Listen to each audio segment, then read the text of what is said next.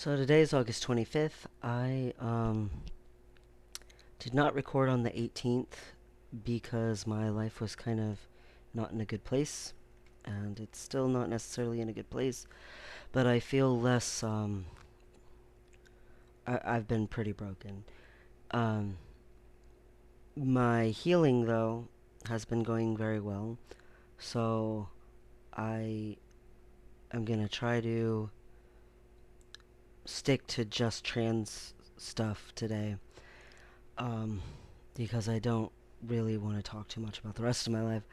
Uh, sorry, I'm getting somewhat scruffy. My hair's getting long and stuff, but I cut my hair right before my surgery, and my surgery was July 13th, and I have not been able to go ahead and get it, cut and cut my beard down to be more trim and all of that stuff. So, um, it's pretty disheveled or whatever, but that's resolvable soon. I am in not a lot of pain. I stopped taking, any kind of Tylenol or ibuprofen quite a while ago. Um, 5 days after my surgery, my drains came out, and I have been doing my compression vest. And I had to do my compression vest, and I was supposed to do it till the 24th. I actually stopped wearing it the night of the 23rd, took a big shower and stuff, and was like, screw this noise. And stopped wearing my compression vest, so that's really great feeling. Um, Trying to stretch out my limbs and stuff some and my muscles some. I did gain a little weight being on bed rest and being on recovery and all that kind of stuff, so I am a few pounds back up again instead of being down where I was. Um, that will fix itself. It's only a little bit. My doctor was actually really pleased that I didn't gain a ton of weight. I unbuttoned the front of my shirt here so that I can show off my chest. Don't mind this. This is a silicone tape, this right here. And I do have it over some of my scarring, but I wanted to show this is what my scar looks like under the silicone tape, is this right here. So I had a little bit like poking out. Um, that you can see. But the silicone tape basically goes across. Here's my nips. My nipples healed in really nicely, and kept this you know good pink coloration and all that kind of stuff healed in good. I did not have any partial nipple loss or anything like that. I'm pretty pleased and happy with my chest. A lot of the hair on my chest stayed, but most of the thicker hair that was really long. Like I had some pretty decently long chest hairs. Most of those I had to lose. But that's okay. That's the price of having my chest not be deformed anymore, and that's worth it because it was very deformed. It was very messed up. Um, you know, I still remember that test result. But my scars and everything healing beautifully. I have always, for whatever reason, had really good scarring or scar healing or however you want to say that. Like I haven't had like my other scars are almost negligible. Like they're almost non-existent. Um, I have been, in order to help the healing of my scars, um, right off the bat, you have the zero form gauze, which is gauze that has like stickiness to it so that it stays on you. And then over top of that, we would put the white normal gauze, and we would use, just surgical tape and tape it on over. My skin did start to chafe with that, so we would put the gauze over horizontal, and then we would put it over vertical, alternating days like that. Because my skin, for whatever reason, didn't really like the tape. We even got other tape, and that was better, but it still was a little bit. For whatever reason, my skin doesn't like a lot of stuff. For bathing, I used only antibacterial soap and Head and Shoulders. For my shampoo, my antibacterial soap, you know, is what they recommended, but my skin didn't like that either. I have a lot of problems with using like a lot of different types of soaps and stuff, but I used the antibacterial soap anyway and then put lotion on it. And I put Eucerin lotion, and my nipples were decently pained. I'm pretty sure it's because it's summertime, and so even though there's this gooey stuff in the zero form, it was still drying out too much, and it felt abrasive somewhat. We started with Aqua. Um, I keep wanting to say Aquaphor. Um, yeah, that is right. Aquaphor. And then once we had done that for about a week and a half ish, we moved to Vaseline. The Aquaphor at first was a lot of moisture, but so it looked almost like everything underneath was a little slimy or something. It's nothing to be afraid of. It's just that there's so much moisture there. The Vaseline is basically see-through-ish, so and it's a lot thicker. We applied everything with Q-tips, and I used triple antibiotic ointment anywhere where anything was open or opening. So, for instance, my drain holes, at first, they were pretty open and stuff. So for a while, I had to use triple antibiotic ointment. At first, I used polysporin, but then I switched to neosporin because the polysporin was what they gave me from the hospital. So I didn't have very much of it. So then I started using neosporin. And I had a stitch that did actually come loose, and I had to use some neosporin to help it to heal back up. The stitch came loose, and then when it came loose, it curled back under part of it, so it had the two ends under the skin and the loop on the outside, like in a weird protrusion, and then the other end coming up back through again. So it was in this big spiral, and one end of it was sticking up, and we did have to go ahead and end up pulling that stitch ourselves, which wasn't the greatest, but it wasn't bad. And we just poured some rubbing alcohol on some tweezers and did that. And it worked out fine. Put some Neosporin on it, and now it looks just the same as the rest of it. But that was the only thing. Otherwise, there's just nothing. The tape, the surgical tape that was already on it, um, slowly worked its way to being more and more of it was loose or hanging off. And as that happened, we were told to just cut those parts off with scissors, not really force it off and stuff until it was almost all gone.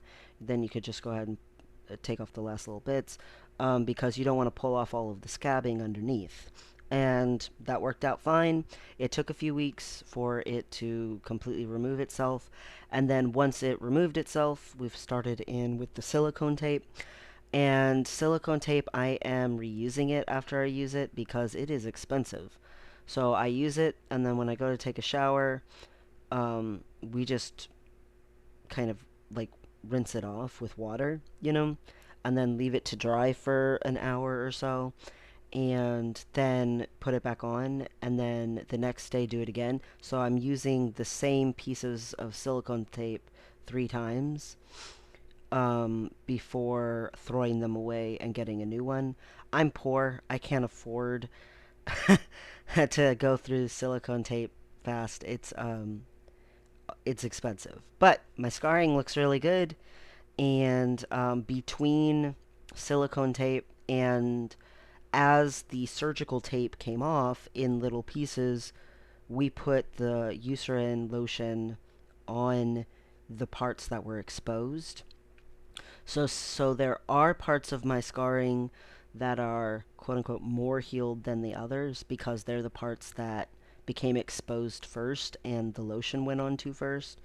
Um, but where it's quote unquote more healed than the other part, it's not actually that it's more healed, it's just that it looks more like on point. Um, I don't know how better to say that, but it's not bad. It's actually really good. I'm pretty happy with the results. Period. I mean, it's essentially been just slightly over a month, and my chest already looks like to me how I've seen some trans guys' chests look like 6 months later. Like, my surgeon was super good. My surgery, like when I first came out and they first were taking stuff off my chest and everything, I thought it looked really good just right off the bat. Like I'm super pleased with the results. My deformities and stuff are all gone, um, as far as my chest goes, and not only is that true, but it actually looks to me like a chest. Like it looks like a normal chest for the most part. And obviously, I need to do some exercising, build up some sort of pectoral lifting so that it helps with the scar as well and all of that. But I haven't been able to do anything because I've had to rest and heal. I am very fortunate that I had someone to and help me to, change in and out of the compression vest, to, do applications of meds, help me with bathing. I didn't have to constantly be worrying about extending my arms. Sorry, my eyes are watery. Um, I have extended my arms a few times that I shouldn't have, but it's not very often, and it seems to have been okay. Um, I'm still trying not to lift above my head, and I can lift a little bit now, which has been such a relief because I can't lift more than 10 pounds, but goodness, I could clean a little bit, and just the little bit that I could do, I couldn't clean like very much, but just being able to do that was so big. I am bathing by myself now instead of needing any help with that, and that all by itself was just such a massive relief, to be able to be like, you know what, I don't need anyone to help me. you know, um, I can't reach over my head very good, so I have to lean my head way down and do this for washing my hair, you know, but it's still like, it's horrible to be. I hate feeling like weak and feeling like not capable and can't do things and stuff. Like, I hate that. So, that feeling, having any kind of alleviation of that feeling feels really good, and like I'm making progress and moving forward with the healing and with just my own sense of self, I guess. Although I've definitely been dealing with stuff for that. So, um, I have been taking a little bit, not very much, vitamin E, vitamin D, and obviously iron because I'm anemic. Um, my the vitamin E is good for helping with skin healing and stuff anyway. And since I'm indoors because of bed rest and everything, vitamin D helps with offsetting that you're not getting a lot of sun. I also, you know, kid drive again, but I have not driven. Thankfully, again, I have someone who can help with that. And if we're going somewhere, I don't have to be the one driving. It's not that I can't, it's just, turning steering wheels and stuff like that is, you know, you feel like, oh, I don't want to do anything that would make my stitches bigger or thicker or anything like that. Um, it's been working. It's been working out. Um, but I realize not everyone has the privilege of having, you know, such a good surgeon in the first place, and then, you know, someone to help, like I have had with my girlfriend. Um, I'm still using the wedge pillow, although I'm getting to where I'm starting to feel more like I don't need to. I am still sleeping on my back. I really miss sleeping on my side, like a lot, but I I have trans friends who are like, yeah, after my top surgery, I didn't sleep on my side for 6 months. I don't know if I can do 6 months. Um, that seems like a lot, but I'm still trying to wait. I guess I could button this shirt back up. Um, because it's like you just get to where you're like, this is for the rest of my life. I can deal with something temporary to make sure that the rest of my life is better off. And that's very true. I am willing to do something that's temporary to benefit the rest of my life. So, as much as I miss sleeping on my side, I am still sleeping on my back. And the wedge pillow does help me to sleep on my back. So, as much as I could stop sleeping with it, I have not yet because of that. Um, it's interesting. I didn't really go very many places. I had the luxury of having someone to help me, and then the other big giant privilege that I had was not having to jump right back into a job. Um, I paid rent early ahead so that I would be good for that whole month when I would be in recovery, and I made sure that the stuff that I normally am doing and managing and all of that, I tried to put, you know, other people in charge of those things and stuff. And it did not happen the way that it was supposed to, so that's unfortunate. But at least I tried to do that, and it meant a lot of things, but one of the things that it meant was that I was able to actually do some bed rest and actually follow the surgeon's orders. And I feel like being able to do what I was told really did help with the recovery and the scarring. Um, when the worst of it was definitely week 3, but according to what I had read, week 3 was gonna be the worst.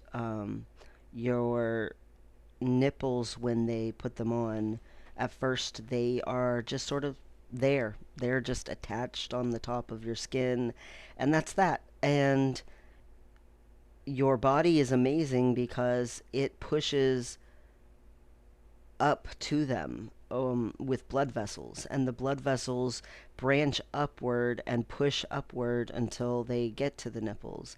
And it's so strange because they're just sitting on top of skin, but that happens. And when that happens, when the blood vessels start getting there, all of the skin on your nipples is now old, not useful skin. And so it starts to, be a lot worse looking as it's like trying to get rid of skin and create new skin instead that's healthier and in place of it.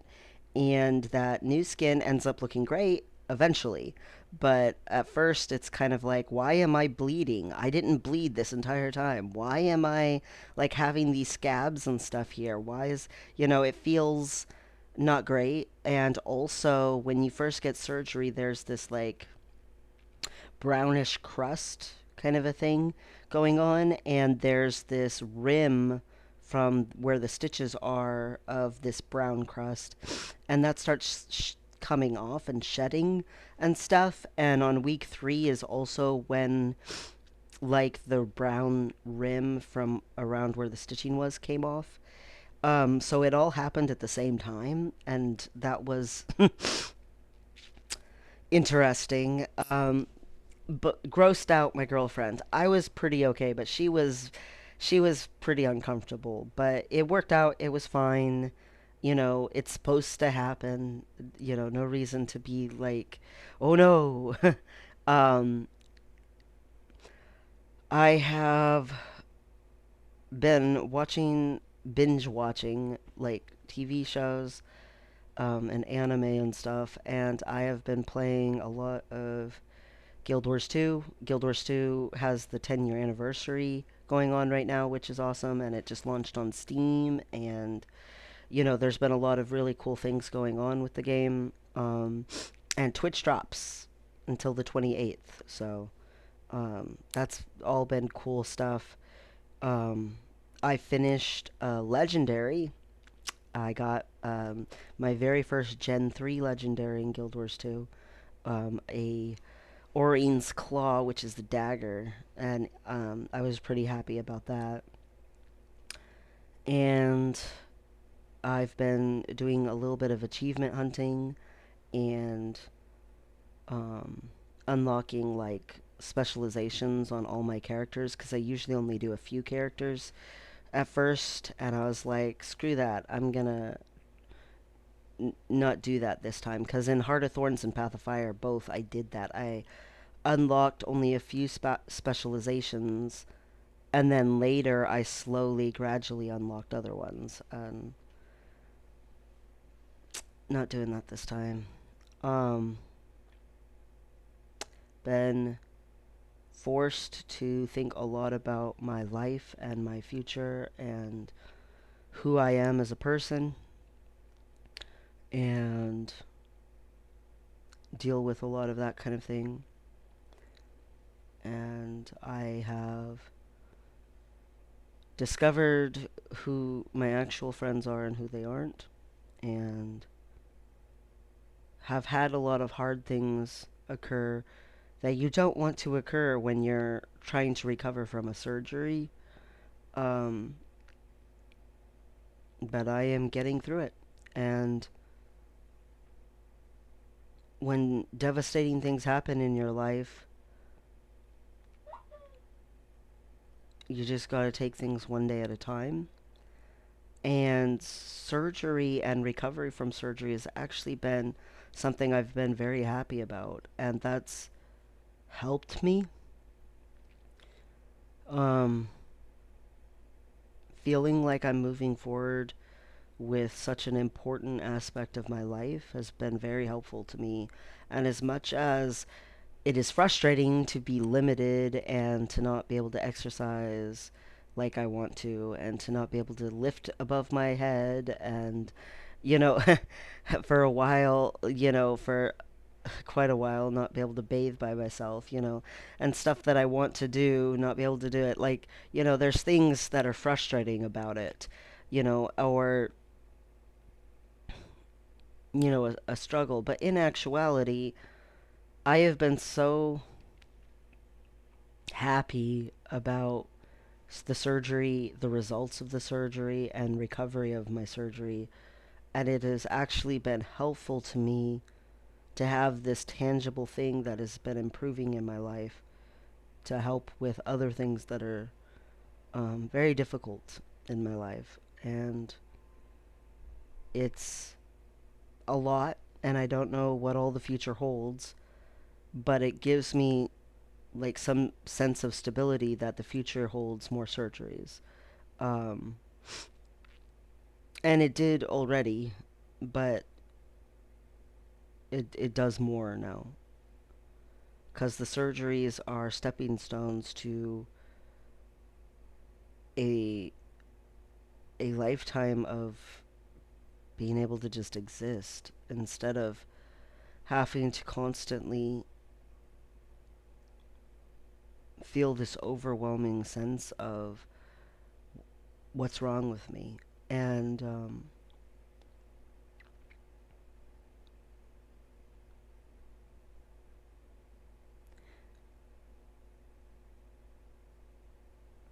I really, really am looking forward to having all these deformities and stuff be done with, and just be allowed to exist. I didn't ask to be born deformed, and I'm trying very hard to find a sense of myself and to be aware of myself and go through all of this and come out the other side not just with a body that's less traumatizing for me, but a mindset and a lifestyle and a list of life goals or whatever that are more what I want, and to try to know what I want, because I know very, very strongly that I want to have my surgeries and stuff. So I want to understand what else I want outside of that or beyond that, or however you say it. I I'm still taking my testosterone. I haven't had any other physical changes or anything like that that I'm aware of. Um, you know, I've been on testosterone for quite a while now, and on December 18th, it'll be 2 years of a real dose of testosterone. Technically, I started in October, but it was with that endocrinologist who was way too cautious. But yeah, I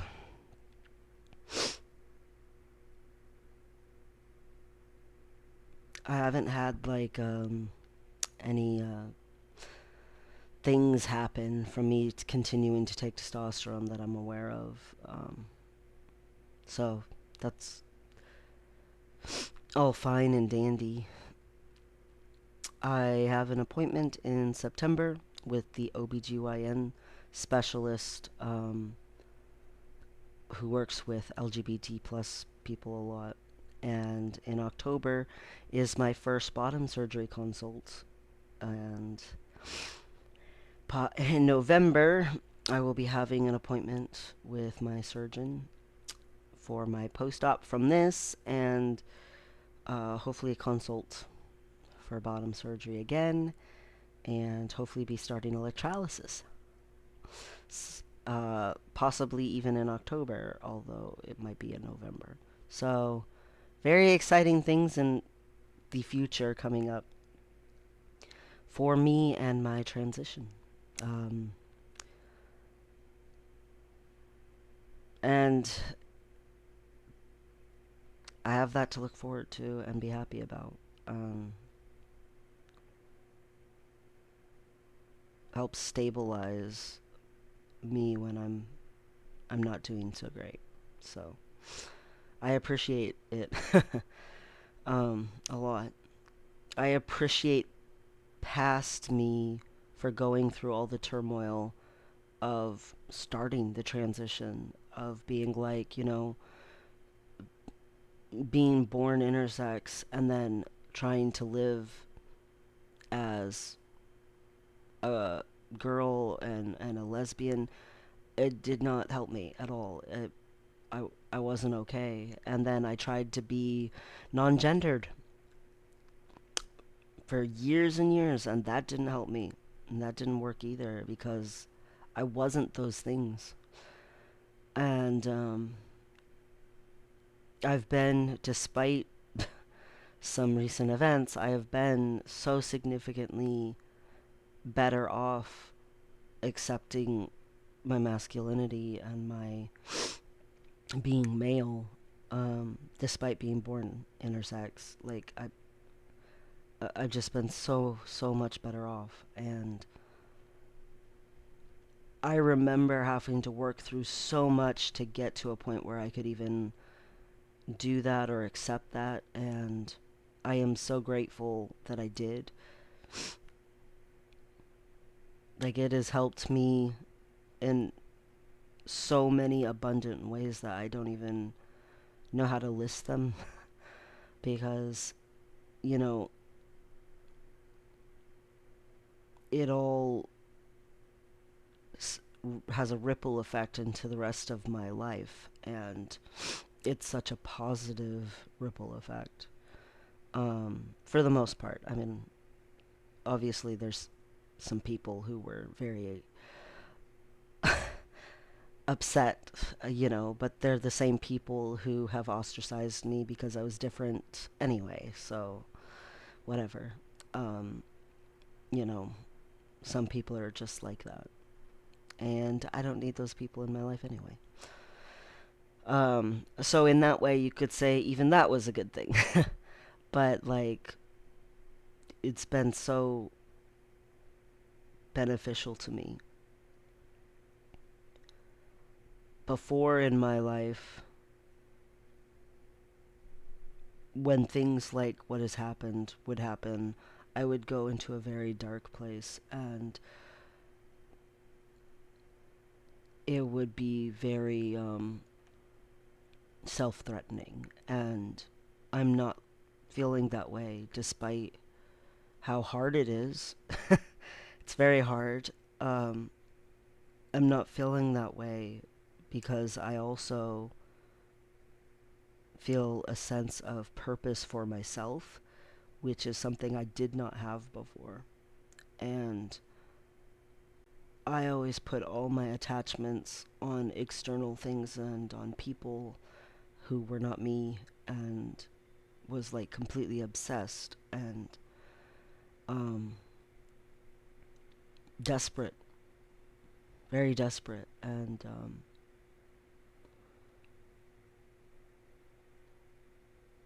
in actuality, I can see now the separation is is there between me and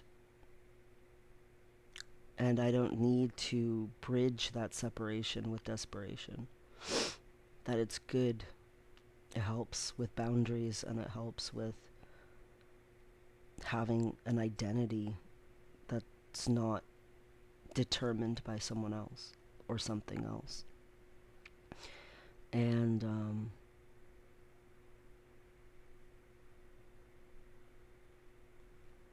yeah, it's just important. So it's important that I chose to do something for myself that was just solely for me, to benefit me, because I spent the rest of my life not doing that. And it has helped me just so substantially. Choosing to transition and to accept that the doctor may have been very well meaning when I was born, but he said the wrong sex. It has been a massive relief for me. Being born intersex, having characteristics from both sexes, it is a hard thing. And I can see how it would be a hard thing even for a doctor to know for sure what to do, especially back when I was born. Um, because, societally, we want everyone to be a boy or a girl. And when I grew up, I did discover I was a boy, but I still had to be raised as a girl, and that was very difficult. And my transition hasn't just been a physical thing, is what I guess I'm trying to say. It has been such a massive burden being lifted, and deeply profound for me. And I'm just so grateful that I even get the opportunity to do it because I know it would never have been an option when I was younger. And that things have progressed enough and things have moved forward enough that it is an option now is just such a needed and necessary change, and I'm just so grateful. So grateful because even when the crap hits the fan, as it were, it still is helping me. And that's just a life-changing thing for me, even beyond what it was already life-changing. Anyway, um, I have a hope for the future, and that's precious. My transition, my healing, my surgery, like everything seems to be going well, and that's awesome. And I get a lot of relief from that, and not even just about transitioning from the rest of my life too. That's what I guess I was trying to say, but better said. I'm trying to process a lot of things. I'm sorry. Anyway, ah, such is life. But yeah, sorry again I didn't record on the 18th, but I was not in a place where I could do that. So, plus now I could show you my chest because the compression vest thing isn't on anymore. So, anyway, I will record again probably at some point. But, if not, then I will record at the 18th.